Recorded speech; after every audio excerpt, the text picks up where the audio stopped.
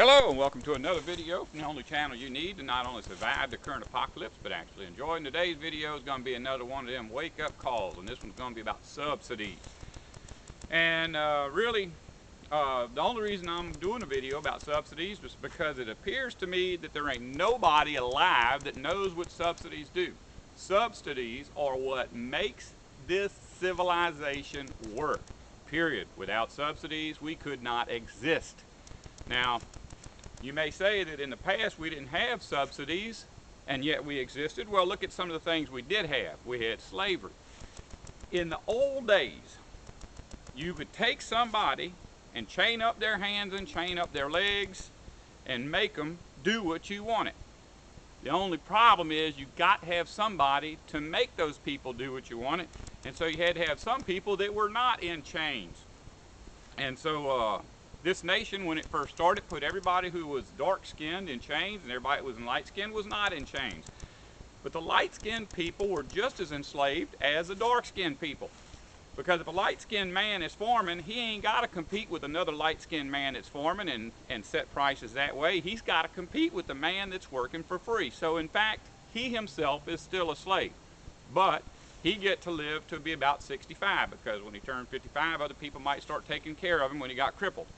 The dark-skinned people, when they turned 55, were simply starved to death. So there were some differences, but in general, both were slaves.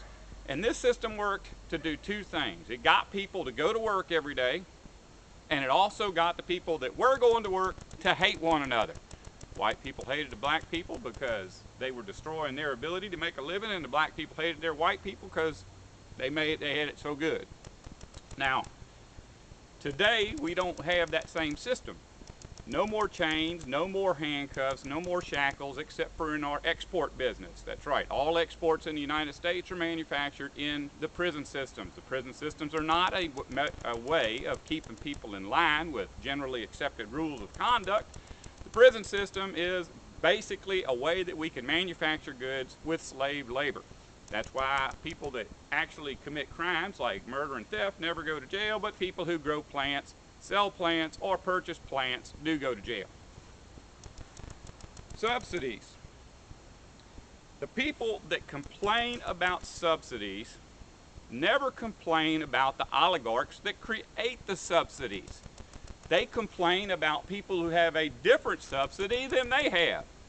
And the people at the top are supposed to believe that they're not living off of subsidies. But I'm going to explain exactly how that works so that you'll understand that everybody lives off of subsidies today.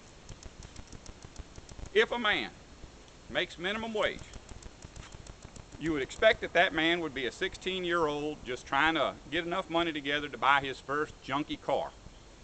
But there are people in this world that make minimum wage from the day that they go into the workforce till the day they die. And you can't just keep people going to work for $7 an hour for their whole life. So what you do is you slowly increase their wages while taking away their subsidies. So that a man who makes minimum wage will take home about, I don't know what it is now, but probably $300 or $200 a week.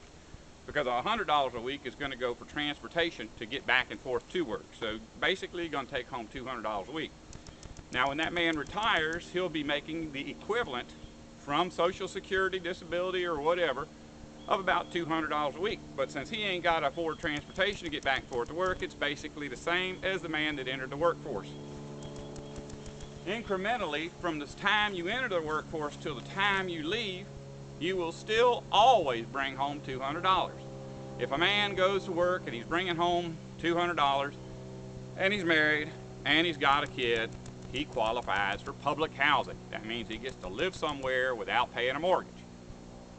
Now, also on top of that, he's going to qualify to go down to the health department or the health medical clinic that's subsidized and get medical treatment that's basically free or at least very cheap.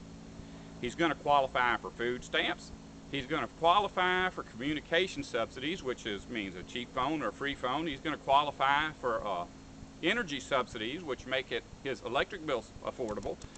And he's going to be able to qualify to go down to one of the U.S. Department of Agriculture's poor person distribution centers. That's where every month you have to go and get a box, and in the box will be like a bag of rice, a bag of beans, a couple of canned goods, maybe a loaf of bread, maybe some chicken leg quarters. Now, the system is set up so that if that man gets a raise, and it ain't going to be much of a raise, but he finally gets a $1 an hour raise, his income is going to go up and he's going to lose one of those subsidies. And I can't tell you what, but somehow they've got it set up so that every qualifying dollar knocks something out of your hands. So now he's bringing home $250 a month or a week, but $50 a month of that is going to go towards buying more groceries because he just lost his food box, or he lost part of his food stamps, or he lost his communication subsidy, or he lost his energy subsidy. But all the way up till about $20 an hour, you still never bring home more than about $200 a week. So nothing changes, and some people will spend their whole life trying to get to that $20 an hour mark without ever achieving it. Now, you've also got your Republicrats. These are people that really, really believe in the system, and they drive an SUV and they go everywhere they want. They go golfing, they take vacations, they may have a jet ski. Those people actually get more subsidies than poor people, but don't recognize it. Right now, it takes about $10 a gallon to get gasoline out of the ground and into your car. But when you go to the gas station, it's only $3 a gallon. In this country, fuel subsidies are the biggest subsidy that exists. And the worst thing is, rich people, when they finally get to that point where they can really show off all the junk they got, they go buy a car that gets the worst gas mileage on earth. So you're driving back and forth to work in something that's guzzling down $7 worth of subsidies every 9 miles. That's not all. Since our food is basically made out of petroleum, because there is the tractors that plow the fields and the tractors that plant the crops and the tractors that harvest it, and then there's the infrastructure to deliver that food to the grocery stores, which is all petroleum based or fossil fuel based. Food is incredibly subsidized. And it's not just that. The fertilizer is petroleum based. The insecticide and herbicide is petroleum based. And food gets a completely separate subsidy on top of all the petroleum subsidies they just get by default.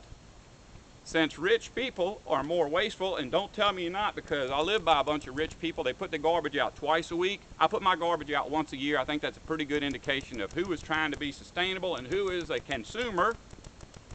Rich people get more subsidies than poor people.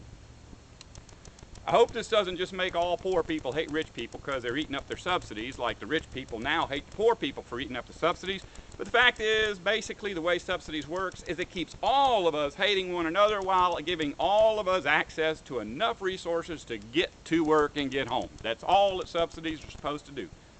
Just like slavery.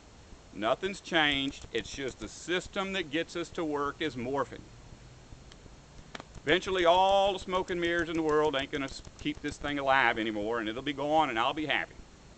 But really, when you say that they should do away with subsidies, come on, give me a break. You don't want to survive, don't listen to me.